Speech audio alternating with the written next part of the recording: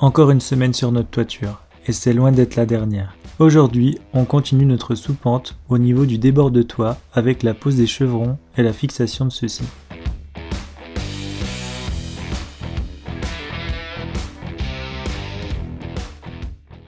Bon, du coup là on s'est occupé d'enlever un petit peu tout le surplus qu'il y avait sur le mur parce que nos chevrons ils vont devoir descendre un petit peu. On sait qu'on doit être à la même pente finale par rapport à l'autre. Le problème c'est que comparé à l'autre toit, là on a juste nos chevrons et nos petits lithos, et sur le toit qu'on refait, en fait on a nos chevrons, notre lambris, après on a nos contrelates qui tiennent notre papier et ensuite nos lithos. Donc il y a déjà quelques centimètres de plus avec les contrelates et du coup le lambris. Donc là c'est pour ça qu'on va faire une jonction à ce niveau là.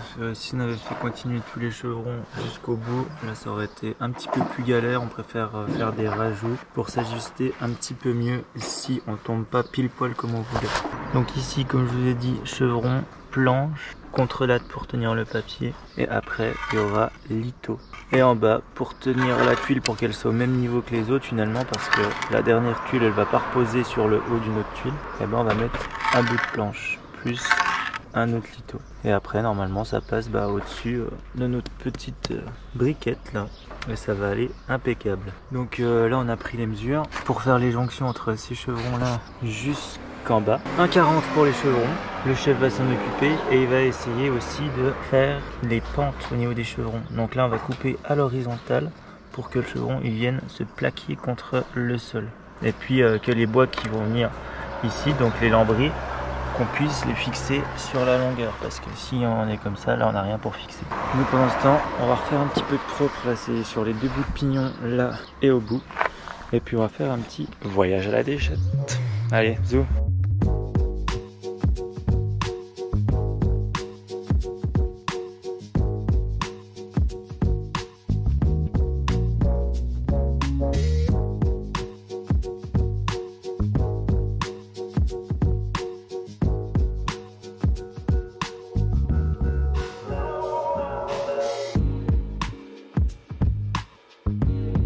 Suite de la mission, enlever la dernière bande qu'on a mis de papier là et puis positionner l'ensemble de nos chevrons.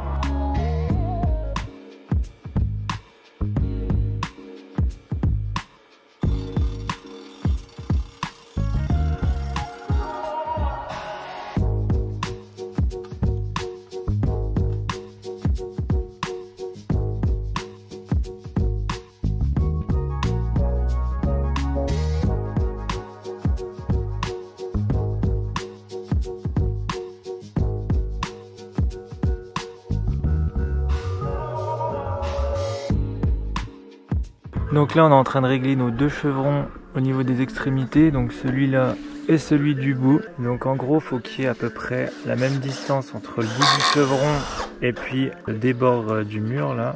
Pareil de l'autre côté, parce que ici on a déjà la pente de la gouttière qui est, pour exagérer, un petit peu comme ça. Donc l'eau aura tendance à aller là-bas. Donc là on est en train de se régler à peu près à la même distance du débord pour suivre la même pente finalement. Après on va mettre notre règle entre les deux chevrons sur les deux bouts et puis aligner tous les chevrons intermédiaires pour qu'on soit impeccable. Donc pour jouer par rapport à l'inclinaison du chevron là, pour revenir ici, et on a dû taper un petit peu sur la patte pour faire une petite encoche pour qu'on puisse revenir finalement un petit peu de ce côté. Par contre pour venir plus près du mur, finalement c'est simple, il y a juste à prendre le chevron puis le tirer. Donc voilà, on est reparti.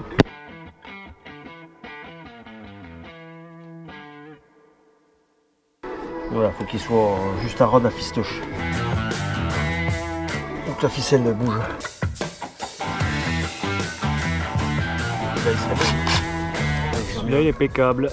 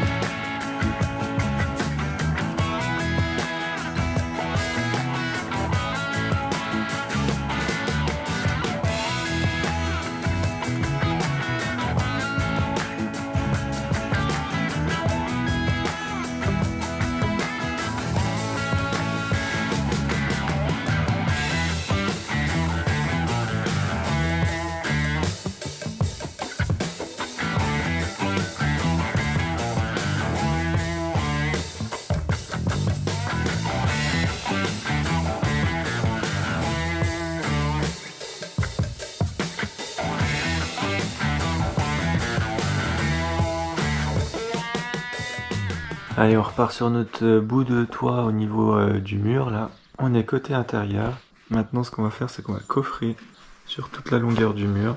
Mettre 10 cm de coffrage et puis mettre un petit peu de béton pour justement qu'on puisse sceller l'ensemble des chevrons. Et avant ça, un peu de décrépissage pour pouvoir mettre les planches correctement.